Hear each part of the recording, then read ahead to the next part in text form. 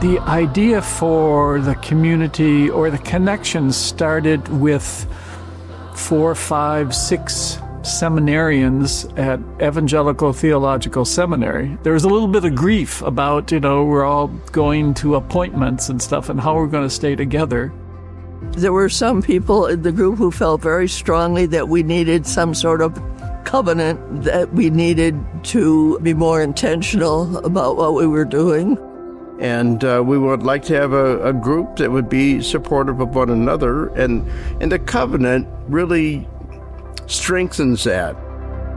Our covenant requires our continued connection to each other and the sharing of personal experiences, key decisions in our lives, and reflections on our political and theological journeys. It was very interesting in those early years. We really worked hard on getting all the jobs that needed to be done for a camp relegated among everyone. So the men had to do dishes, the men had to cook, the women had to help with setting up tents. We tried to be really inclusive with our lives. The combination of having a lot of fun and also thinking about how to intentionally live a life framed in justice work and being responsible, I found very appealing. I was this very shy, innocent, person. I was pretty quiet. So I really evolved over time. My son learned to play egalitarian volleyball. We raised the kids to know that everybody has the right to hit the ball in volleyball. You don't grab it from somebody else. And it was kind of a symbol of the whole thing.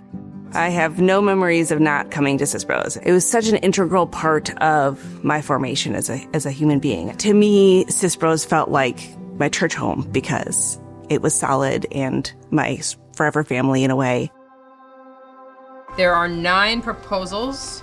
There is a chart I sent to everyone, so you could probably pull that chart up on your phone if you don't have a computer.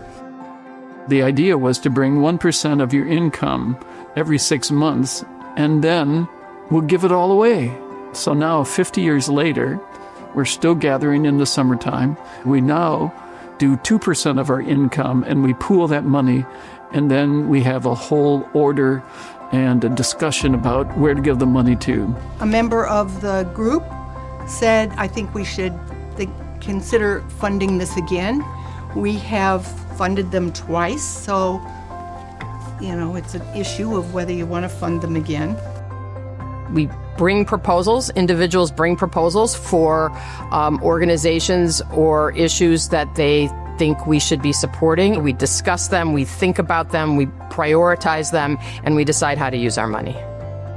We have like $22,000 for sure, and we could tap into any of the reserves that we have, which are up to about $5,000. With my salary, I can make one low level of impact, but when we put our money together, we can make a bigger impact. Now that I've gotten older, I understand more about the proposal process, and so it's nice to be able to put forward proposals and then see them get funded and see people support those.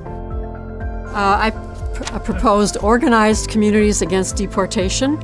This is an organization in Chicago that works with people all over the place who are in danger of being deported. They're helping with mental health, housing issues, problems with paperwork, the gamut for people who are brown in this country who can be picked up off the street.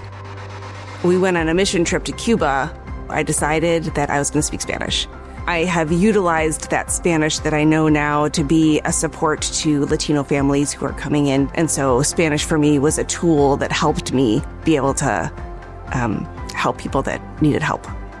So in the early 80s, in order for me to be ordained, I needed to serve a parish. It was members from this community that really were significant to make that possible for me to be ordained. My husband married 2 people in the church in Chicago, 2 men who were gay, and the Methodist Church charged him with disobedience to the order and discipline of the United Methodist Church, and he was kicked out for a year.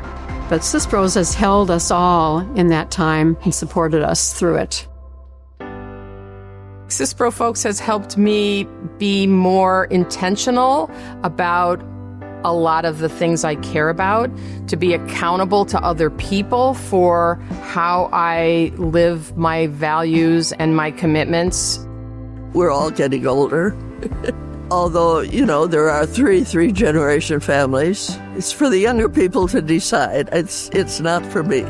Being able to bring my children here is such a gift. There's only so much that they'll hear from me. They need to hear from other people. So I think being in this kind of environment where they're seeing people live their values. Then our kids became part of the community, and now our grandson is part of the community. So it's 3 generations for us of people being supported every summer on a beautiful lake in Wisconsin.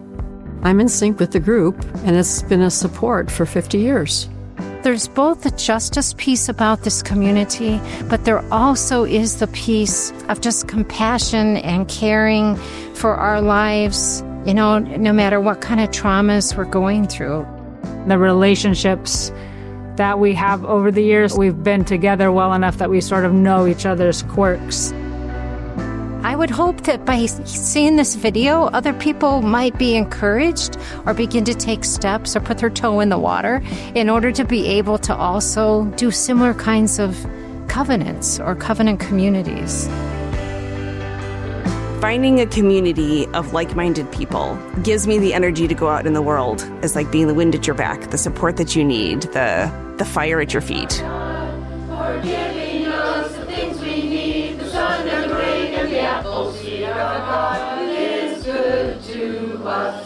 Amen. Amen. Amen. Amen. Amen. Okay. Ready? Come on.